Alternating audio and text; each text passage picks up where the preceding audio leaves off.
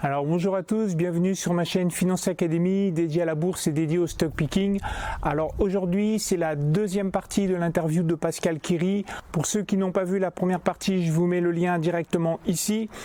Et dans cette deuxième partie, Pascal va nous évoquer pourquoi il conteste l'offre publique d'achat qui a été lancée par le groupe Vinci et le groupe Eiffage sur une cible qui se nomme la SMTPC, la société marseillaise Tunnel, Prado et Carénage, qui est cotée sur Euronext Paris. Pascal va nous dévoiler quels sont les arguments, quel est le processus qu'il a entamé pour pouvoir contester cette offre publique d'achat et selon lui, quelles sont les suites à donner. Voilà, je vous partage tout ça derrière le PC. À tout de suite.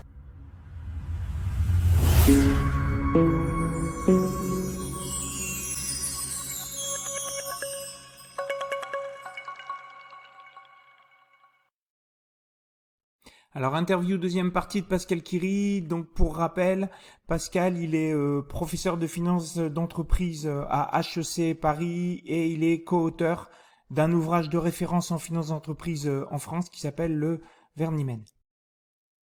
Pascal, puisqu'on est sur les sociétés, est-ce qu'on peut parler d'actualité là, puisque moi j'ai vu que tu rentrais beaucoup dans le capital d'une société qui s'appelle la Société Marseillaise du Tunnel de Prado, Carénage, donc SMTPC. SMTPC c'est détenu par Vinci et puis Eiffage, donc 33% chacun, donc à tous les deux ils ont 66%. Et là ils ont proposé au mois de mars 2021 une OPA à 23 € avec le dividende attaché.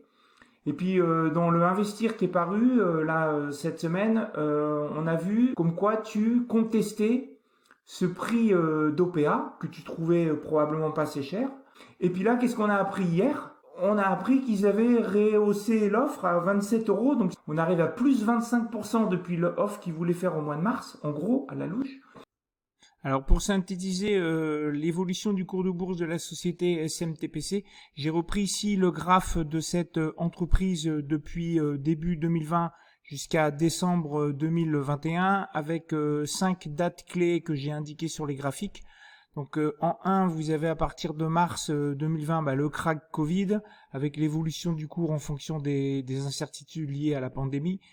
En 2, vous avez l'annonce surprise de l'OPA à 23 € coupon attaché par les majoritaires qui voulaient à ce moment-là lancer aussi une offre publique de retrait obligatoire à 23 €.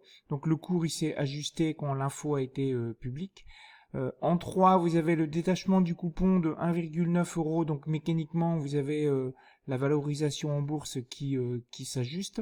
Et en 4, vous avez la publication de l'article dans Investir où on apprend que Pascal Quiry conteste le prix de 23 € pour faire une OPRO. Et en 5, vous avez le prix d'OPA qui est remonté à 27 € par les mêmes majoritaires qui proposaient en fin de compte un prix de 23 € avec le coupon attaché. Et le hasard du calendrier veut qu'au moment où on a fait cette interview ensemble avec Pascal, c'était 2 jours après l'info officielle comme quoi le prix de l'OPA était remonté à 27 €. Alors maintenant que le décor est planté, on va essayer de comprendre comment Pascal a fait pour pouvoir contester l'OPA et l'OPRO à 23 €. Est-ce que tu peux nous dire comment tu as détecté qu'il y avait des trucs bizarres par rapport à l'offre et que toi, ta conviction, c'était que le prix 23 € correspondait pas à ce que tu évaluais dans l'entreprise? Donc comment tu as fait ça? Puis après, une fois que tu t'es rendu compte de ça, comment tu t'es pris dans le processus pour dire moi je suis pas d'accord et voilà, s'il te plaît. D'abord, c'est pas ma première expérience. J'avais eu une expérience il y a quelques années avant sur Orchestra, où je m'étais battu contre une offre que voulait faire le majoritaire d'expropriation des actionnaires. Et moi, j'étais un petit actionnaire de cette société de distribution de vêtements pour enfants et femmes enceintes. Et en fait, voilà, ils voulaient exproprier les actionnaires à 40 €. Et à 40 €, ça faisait apparaître un multiple de l'EBE, de l'excédent brut d'exploitation, de 4,3%.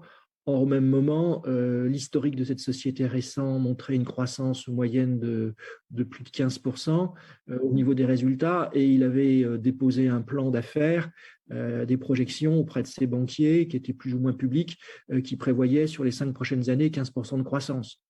Donc, tous ceux parmi ceux qui nous écouteront, qui connaissent un petit peu les multiples, ils savent bien que lorsqu'il y a de croissance, plus les multiples sont élevés. Donc, il y avait une totale un total désaccord entre d'un côté l'un des multiples les plus bas qu'on ait jamais entendu parler, 4,3, et de l'autre côté un taux de croissance de 15% par an que la société démontrait faire, quoi.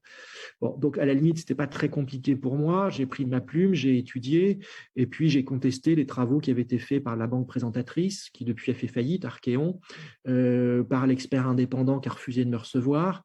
Il m'a dit, si je vous reçois, je compromets mon indépendance. Enfin, c'est une aimable plaisanterie, mais enfin bon, il a refusé de me recevoir. Bon, moi, j'ai écrit, j'ai fait des notes que je suis ensuite allé déposer à l'AMF. Et bon, voilà, enfin, j'ai beaucoup travaillé, si tu veux. Hein, c'est pas en disant le prix est trop bas, c'est scandaleux, il faut remonter le prix, il faut remonter le prix. Mais est-ce que tu crois quand même aussi que le fait que tu t'appelles Pascal Kiry, t'es professeur dans l'une des plus grandes écoles, j'irais d'Europe et du monde en finance, t'écris des bouquins qui font partie des bibles, ça te permet en fin de compte de pouvoir être mieux considéré quand on voit un courrier redemander des choses? Bah, écoute, objectivement maintenant, oui. Quand j'étais jeune, le fait de m'appeler Kiri, c'était pas vraiment un atout. Ça m'a forcé à être sérieux. Donc effectivement, bon, le fait que voilà, enfin, j'ai une expérience chez BNP Paribas, voilà, j'ai fait 26 ans chez BNP Paribas, dont 23 ans de fusion-acquisition, dont beaucoup d'années d'ingénierie boursière, dont j'avais la responsabilité des évaluations des entreprises dans les opérations de fusion-acquisition, parmi d'autres choses. Bon, et l'écriture du Vernimen et d'être prof à HEC.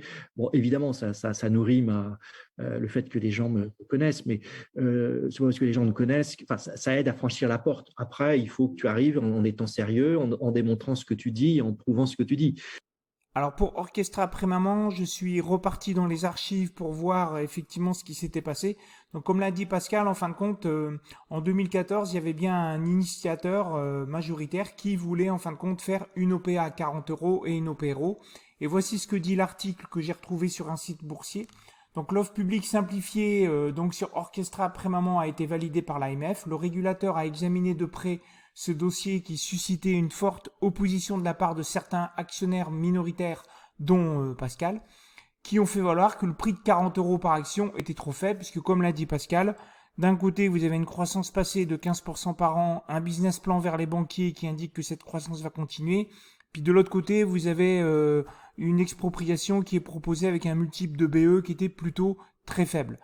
Donc l'AMF n'a pour autant pas donné entièrement raison aux actionnaires minoritaires puisqu'elle a validé l'OPA, mais pour autant, le retrait obligatoire n'a pas été jugé confirmant. Voilà, donc c'est ce qu'a indiqué Pascal. Au cours de ce combat par rapport à une expropriation à vil prix, on peut faire porter à la connaissance de l'autorité des marchés financiers le fait que l'expropriation, elle est potentiellement pas forcément au bon prix.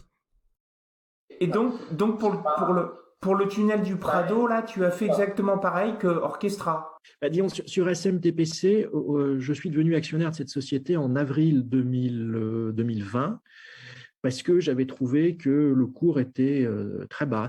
Et j'avais trouvé que dans cette société, il y avait beaucoup d'avantages parce que c'était une société dans laquelle il y avait la croissance qui allait être assurée par l'ouverture d'une bretelle qui allonge le tunnel, la bretelle Schleusing, pour ceux qui sont de Marseille, qui connaissent. On était protégé contre l'inflation parce que le tarif était indexé sur l'inflation, que dans les centres, enfin, que Marseille est l'une des villes les plus embouteillées du monde. Bon, et donc, on voyait bien la tendance que les municipalités, quel que soit même leur bord politique, c'était quand même de réduire la circulation des voitures en centre-ville. Donc, tout ça, ça militait pour que le tunnel ait une valeur incontournable, d'autant que c'est pas possible de construire d'autres tunnels à Marseille, bon, et qu'ils avaient une concession qui allait jusqu'en 2033. Et donc, j'ai trouvé que cette société était très sous-évaluée, et donc j'ai acheté, et puis j'ai trouvé que c'était un produit financier intéressant parce que tu échangeais un capital en devenant actionnaire, et tu récupérais des dividendes pendant 13 ans. Puis ça se terminait au bout de 13 ans, c'est une espèce de rente indexée sur l'inflation. Et ça, des produits comme ça, tu n'en trouves pas beaucoup. Et dans une catégorie, et dans une partie de mon portefeuille, je trouvais que ce n'était pas idiot d'être actionnaire ainsi. Bon. Et puis, donc j'avais fait mon petit modèle, mon actualisation des flux de trésorerie disponibles. C'est un métier qui est pas compliqué du tout à comprendre. C'est pas des biotech ou de la haute technologie, parce que il y a très peu de fluctuations au cours du temps. Enfin, je mets la pandémie à part, bien sûr. Tu as très peu de fluctuations au cours du temps et tu as un EBE de 76%. Donc, c'était un métier que je pouvais comprendre. Moi, je suis pas ingénieur. J'ai fait une école de commerce. Je suis allé sur place parce que bon, je suis pas marseillais. J'ai visité un peu. J'ai pris plusieurs fois le taxi. J'ai interrogé les chauffeurs de taxi. Je suis allé, voilà. Enfin, voilà. Bon. Et puis, je suis devenu actionnaire. Et puis, un an après, Alors que je ne m'y attendais pas du tout. Les deux actionnaires ont décidé de se mettre de concert et de proposer aux actionnaires de faire une offre visant à l'expropriation, donc incluant le retrait obligatoire, à 21,10 €, une fois le coupon d'1,90 € que tu mentionnais détaché. Et le cours était à 18 €. Bon, donc 18 €, on propose 23. Ouais, tu te dis spontanément, c'est pas mal, ça fait une prime de, je crois, de 25-30%. Bon, et donc j'ai repris mon modèle. Moi, j'avais une estimation qui était supérieure à 23, donc déjà, bon, ouais, c'était pas mal, mais enfin bon, quand même, si on nous exproprie, la règle, c'est qu'on nous exproprie à la valeur intrinsèque. Voilà, je repenchais dessus, c'est que j'ai passé des centaines d'heures. Il faut quand même avoir conscience de ça. J'ai fouiné sur Internet, j'ai retrouvé le plan d'affaires de la société qui datait de 2017-2019, qui est toujours d'ailleurs en libre consultation au fin fond du site Internet de la métropole d'Aix-Marseille-Provence. Donc, quand tu retrouves le plan d'affaires qui date d'il y a 2-3 ans dans un secteur où il n'y a pas beaucoup d'évolution, tu fais un grand sourire, quoi. Et puis bon, là, donc j'ai vu qu'ils avaient des prévisions bien plus élevées que dans ce business plan. Puis j'ai vu aussi que c'était un business plan qu'ils avaient fait probablement pour essayer face à cette bonne guerre chez les sociétés autoroutières, pour obtenir la durée de la concession la plus longue possible. Au moment où on leur a octroyé au moment où ils ont fait les travaux de la bretelle Schleusing dont on parle, qui étendent leur concession et qui permettent à Marseille de résoudre un énorme problème de circulation sur la place Ferrier, où il y a 15 000 voitures qui passent par jour. Ils avaient tout intérêt à sous-évaluer le chiffre d'affaires et surévaluer les charges, quoi. Donc moi, j'ai été fouiné sur ce site internet. Et puis j'ai trouvé des informations très intéressantes, si tu veux, d'autres rapports. Et je me suis rendu compte finalement que cette société, moi je l'estime, j'ai fait un rapport qui fait 70 pages d'analyse, comme j'en faisais quand j'étais à BNP Paribas, ou que mes équipes en faisaient quand on était chez BNP Paribas, où je décortique tout, le plan d'affaires, le taux d'actualisation, les différentes méthodologies qu'on peut utiliser, actualisation des flux de trésorerie disponibles, les méthodes comparables, l'actualisation des dividendes, etc. Ça m'intéresse de faire ça, mais c'est des centaines d'heures de boulot, mais qui m'ont permis d'aboutir à la conclusion au début de l'été que la valeur intrinsèque de cette société, c'était aujourd'hui, le dernier chiffre que j'ai, c'est entre 37,5 et 40. Si tu veux. Et là-dessus, on nous proposait 21. Donc moi, j'ai dit, ça ne va pas. Donc j'ai fait deux choses. J'ai fortement accru ma ligne, et ce qui fait que comme on était en période de pré-offre, la réglementation de l'AMF fait que si tu augmentes en période de pré-offre ou d'offre ta participation de plus de 1% du capital, tu dois te déclarer à l'AMF. Voilà, c'est pour ça que vous m'avez vu arriver.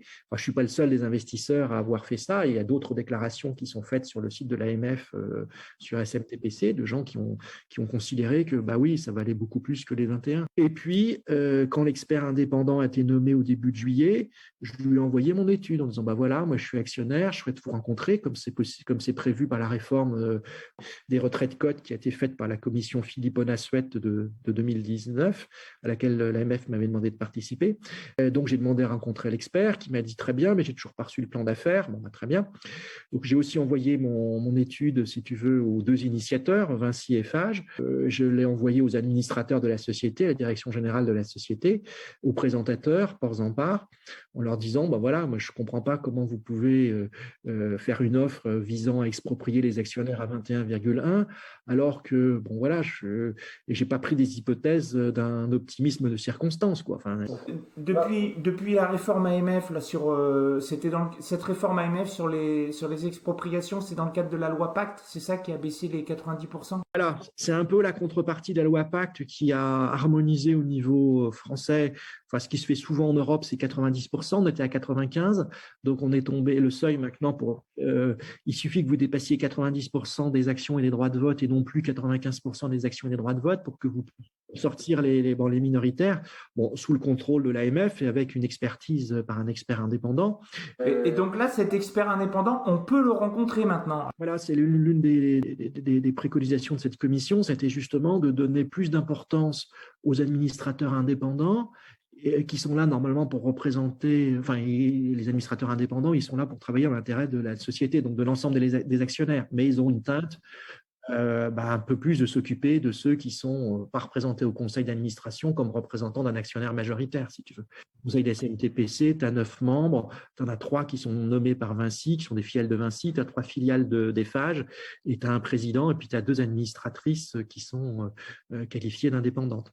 Et donc, cette commission a dit, voilà, on va donner plus de rôle aux administrateurs indépendants et plus de rôle à l'expert indépendant, et en particulier, donner le droit aux actionnaires qui le souhaitent d'écrire à l'expert indépendant, lui faire des remarques et de solliciter de le rencontrer, quoi. Et je lui dis, voilà, je vous envoie mon étude qui conclut que la valeur intrinsèque, c'est entre 37,5 et 40, et je souhaiterais vous rencontrer. Il m'a dit, pas de problème pour me rencontrer, mais pour l'instant, j'ai pas le plan d'affaires. Bon.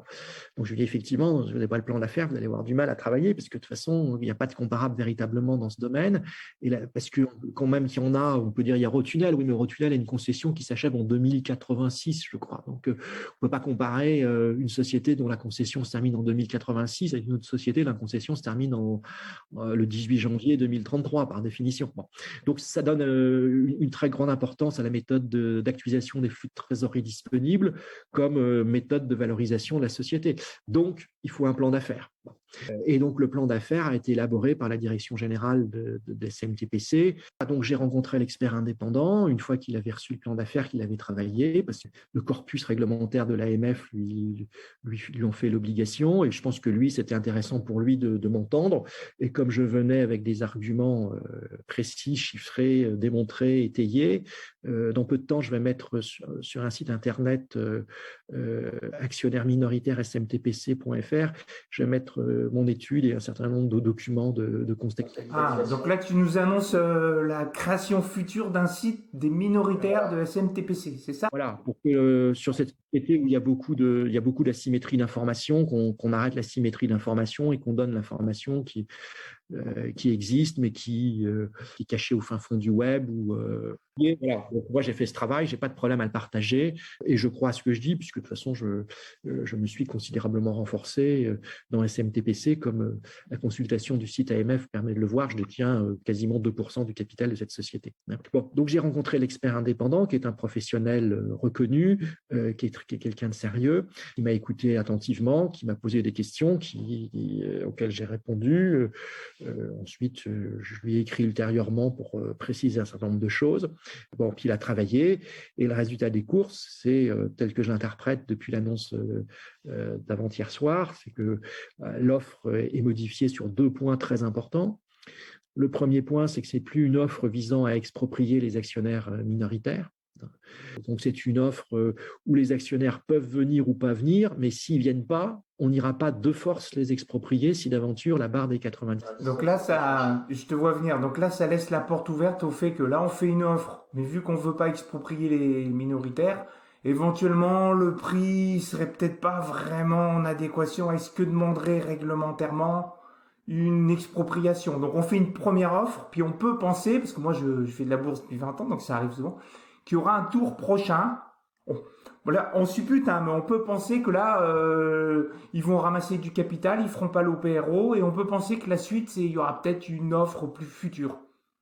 C'est une possibilité. C'est un grand classique, hein, ça. Hein, Bon, parce que dès le départ, ils ont annoncé qu'ils voulaient sortir cette société de la cote, et c'est vrai que c'est quand même assez compliqué, parce que tu as SMTPC qui opère le tunnel du Prado-Carénage à Marseille, et puis ce tunnel se déverse pour partie dans un autre tunnel qui s'appelle Prado Sud, mais qui lui a un actionnariat différent, qui est Vinci Eiffage uniquement, sans les minoritaires, et Prado Sud, en fait, n'a pas de personnel, est opéré par SMTPC, ce qui est logique d'un point de vue industriel, économique.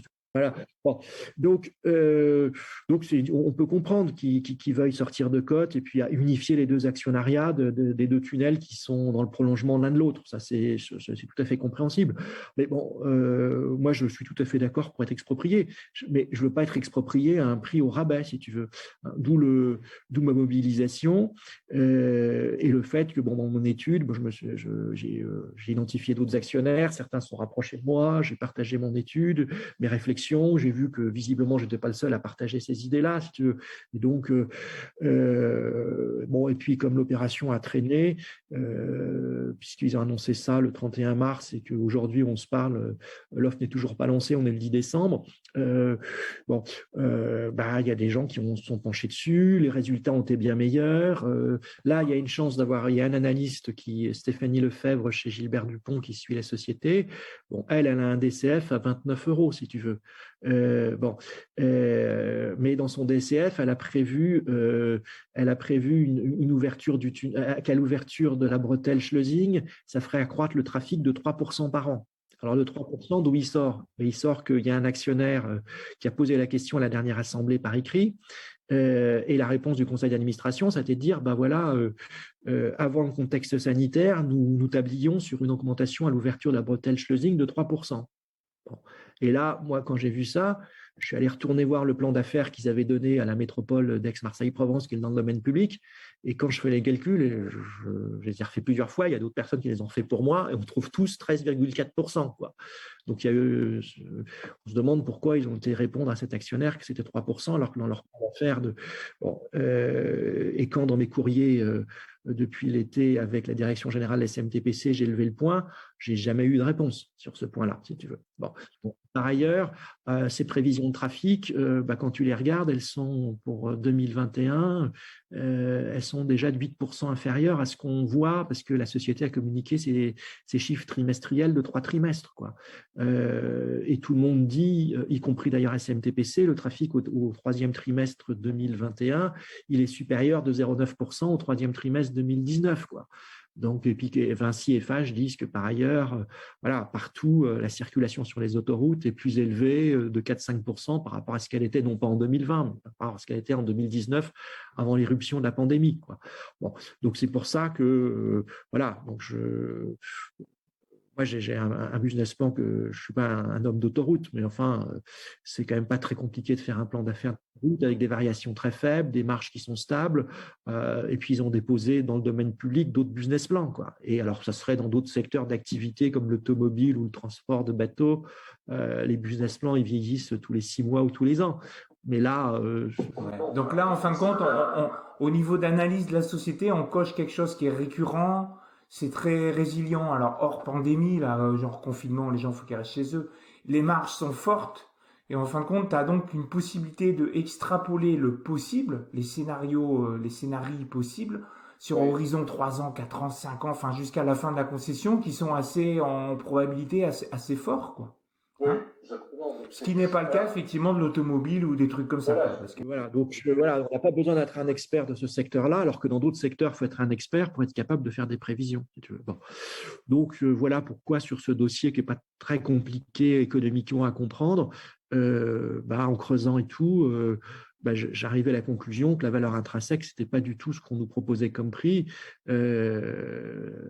Ni les 21,10 €, ni les 27 annoncés avant-hier. Enfin, les 27, on ne sera pas exproprié à 27. Hein, donc, sur les 27, tu disais, il y a donc 2 points qui ont été revus là. Donc, il n'y aura pas d'OPRO. Et le deuxième point? Le deuxième point, c'est qu'on est passé de 21 à 27, quoi. Enfin, de toute façon, avec un cours de bourse qui était monté à 25 parce que la conjoncture était meilleure, parce que l'analyste qui suit avait revu à la hausse, parce que en 9 mois, et parce que je pense aussi qu'un certain nombre de gens avaient lu mon étude et avaient été convaincus par les arguments que je développe, quoi, en se disant, 21, 22, 23, 24, on ne prend pas beaucoup de risques à acheter du SMTPC. Hein, donc, c'est pas un scoop, tu l'imagines, mais je ne vais pas apporter mes actions à l'offre de 27 €. Je ne vais pas les apporter, je ne serai pas le seul. Dans la logique de l'analyse de la valeur intrinsèque, jusqu'au bout, jusqu'à la concession, tu souhaites soit continuer à être actionnaire jusqu'à la fin de la concession, soit être sorti, mais à un prix qui actualise bien les cash flows futurs qui sont très prévisibles à une valeur normale, quoi. Exactement. Parce que si tu veux, à 27 € quand je prends dans mon modèle, le taux d'actualisation, c'est-à-dire mon taux de rentabilité sur la base de 27 €, c'est-à-dire le cours actuel, c'est du 9%, quoi. Bon, moi, un placement aussi peu risqué que celui d'une autoroute qui rapporte du 9% pendant 13 ans, pendant 13 ans, pendant 11 ans, pardon, pendant 11 ans, j'en demande. Enfin, je sais pas tous les jours que j'en trouve, si tu veux. Donc, j'ai pas de raison d'apporter. Je pense que je serais pas le seul à faire ce raisonnement financier, si tu veux. Bon, d'un autre côté, si on me propose la valeur intrinsèque, je mène pas une croisade contre qui que ce soit. Si on me propose la valeur intrinsèque, je céderai volontiers mes actions, quoi. Puis on passera à autre chose. Alors en synthèse pour SMTPC, donc Pascal a mis en ligne ses recherches et les études qu'il a publiées sur un site internet qu'il a évoqué durant la vidéo. Donc c'est actionnaire minoritaire au pluriel smtpc.fr. Donc je vous mets ici le lien. Je remets aussi le lien dans la barre de commentaires de la vidéo. Donc vous cliquez dessus, vous avez accès à tous les documents que met gratuitement Pascal à disposition des gens qui soient actionnaires ou pas actionnaires de SMTPC. Et on rappelle, si jamais pour vous les OPA, les OPR, les OPRO, c'est pas très clair, vous mélangez un peu OPR, OPRO, etc. Je vous remets le lien d'une vidéo qui était assez complète que j'avais faite sur ce sujet-là. Le lien, je vous le mets ici. Je vous invite à aller voir la vidéo si pour vous, vous avez encore quelques doutes sur comment ça marche ces choses-là. Et par exemple, SMTPC est coté sur Euronext compartiment C, donc l'OPRO elle est possible si seulement si le majoritaire possède plus de 90% du capital et 90% des droits de vote. Ça, je remets ici ce tableau qui est un extrait effectivement de cette vidéo que je vous ai mise ici, où on peut voir qu'il y a expropriation des minoritaires qui est possible lorsqu'on est coté sur Euronext. Par exemple, si SMTPC avait été coté sur Euronext Access, c'était pas possible d'exproprier les gens. Voilà.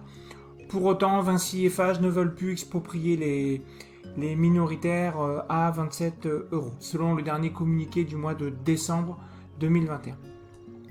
Bon voilà, je remercie encore Pascal d'avoir accordé son temps et son expertise et l'avoir diffusé sur ma chaîne YouTube. Merci beaucoup. Et je vous rappelle l'existence de ma newsletter mensuelle gratuite dédiée au stock picking. Pour vous inscrire, vous allez dans la barre de description, vous cliquez sur le lien d'inscription et vous recevez alors automatiquement la dernière newsletter mensuelle. Bon, voilà, je vous dis à bientôt pour une prochaine.